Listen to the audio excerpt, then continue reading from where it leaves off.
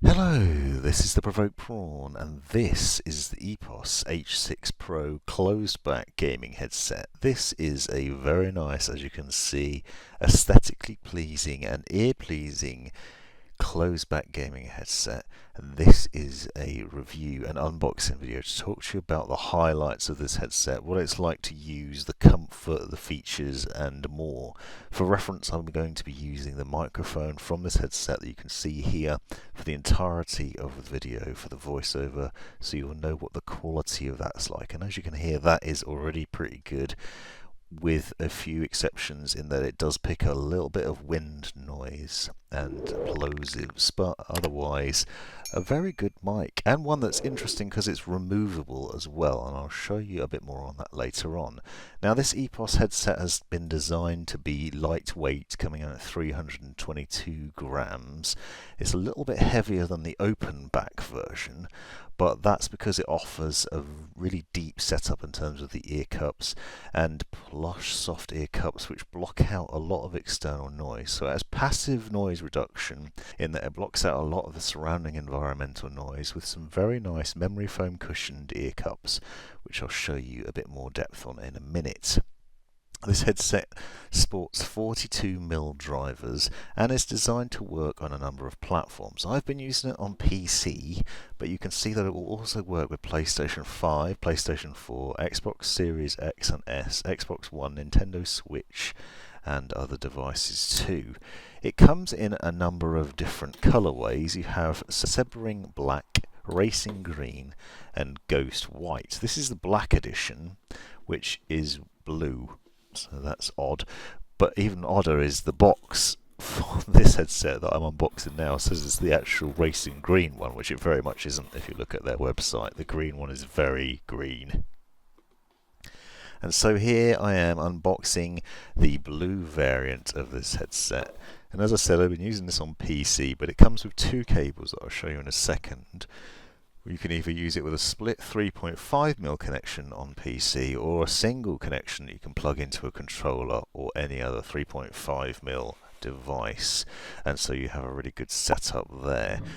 As with all things EPOS, you're getting a really good premium quality feel out of the headset, a very nice looking, comfortable, wonderfully styled headset. It has an adjustable volume wheel on one side, very simple and straightforward, and on the other you have the microphone, which is a flip to mute microphone, and you can discern the little click when you flip it to the top when it's in the muted position. You'll note there's also a bit of rubber in the middle, and it essentially bends there so you can move it around. It's designed to sit nicely in the right position to pick up audio from your mouth to give you the best possible sound and to minimize the background noise that it'll be picking up. As you can hear, that unfortunately results in it being a little bit breathy, but the bonus of it is that you can take it off, and I'll show you that in a second. Now, you can see from the ear cups, one of the things that struck me immediately is it has like a faux leather outer bit and then a cushioned inner, and that is a very comfortable setup that not only blocks out a lot of external noise but also gives you superb comfort. Now, here you can see the different cable setups. You have the longer 3.5mm that's split into two, and then a shorter one which is designed obviously to plug into controllers if you're using it on console. The long end of it plugs into the headset, and then the short 90-degree end will plug into your controller and obviously allows you to use the headset with the microphone. But you also have the option to use the split connection on PC if you have that, or if you have a mixed connection you can use a single connection, which I've done both these setups, so it's nice to have that option included in the box. You also have a really nicely styled headset with some very comfortable padding on the headband and on the ear cup, and there's a nice bit of flex in it. One of the things that I really like about this is the fact that the microphone is removable, and you'll see it's held in place in a simple little catch system, and then there's a cover that goes over the top of that and you can just adjust it. There's actually two of those as well, so if you manage to lose one you have an additional one, which is a nice bonus. It does come off quite easily, as you'll see with my incompetent use of it. I think that's worth noting, that it does come away quite easily, but you can set it in place if you're a bit cleverer than I am. It's also worth noting that the ear cups are also removable, and I did manage to get them off, but I don't have footage of it because it was just that awkward to do. So you can remove the Earcups, but they are fiddly to do so. One thing that isn't fiddly is the microphone adjustment, though. You'll see it's just held in place with the two hooks and a little connection. And you also see the sort of premium nature of the microphone as well. It's got quite a large pickup module at the front and a very nice overall aesthetic. The whole thing speaks to a premium quality headset design, and yet it's not the most expensive headset I've seen by any means, and so a really good overall finish and a really good sort of build quality to it. It certainly feels like a very premium device, and that is obviously a bonus. Now this is a stereo headset. As you will note from having 3.5mm connections, you won't have any surround sound options, but you could upgrade it with an EPOS surround sound system or a DAC and upgrade for virtual surround sound. The headset itself nicely extendable, nice and large. I will show you in a little while on the head, but there are things to note on the design of the Earcups. You can see here they have a D shape to them, more naturally shaped like the shape of your ear,